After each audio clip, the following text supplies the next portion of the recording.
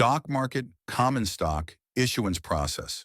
When a company wants to raise money, one way to do so is to sell shares of stock to the public. This is called a stock offering. There are two main types of stock. Common stock. This gives the owner an ownership stake in the company and usually includes voting rights on company decisions. Preferred stock. This is a hybrid between debt and equity. Preferred stockholders generally do not have voting rights, but they do get priority over common stockholders when it comes to dividends and payments if the company is sold. This explanation focuses on issuing common stock. Steps involve corporate resolution. The company's board of directors decides how many shares of stock to issue and at what price. Registration with the SEC.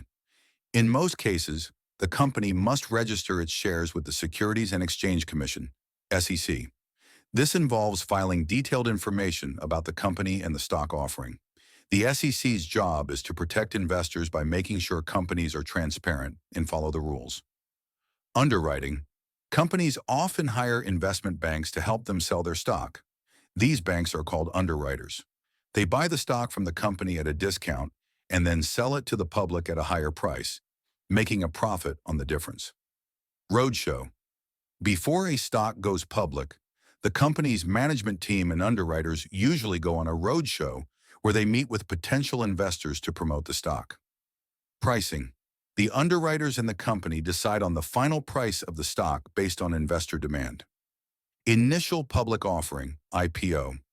When a company offers its stock to the public for the first time, it is called an IPO.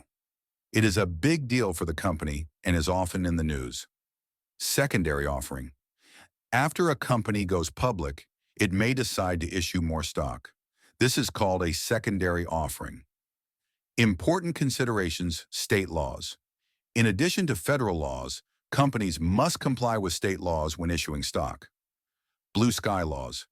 These are state laws that regulate the offer and sale of securities. Exemptions. There are some exemptions to SEC registration requirements, such as small offerings or offerings to a limited number of accredited investors. Warning: investing in the stock market is risky. Be sure to do your own research and consult with a financial advisor before investing. This information is not intended as investment advice. The author and publisher are not responsible for any losses incurred,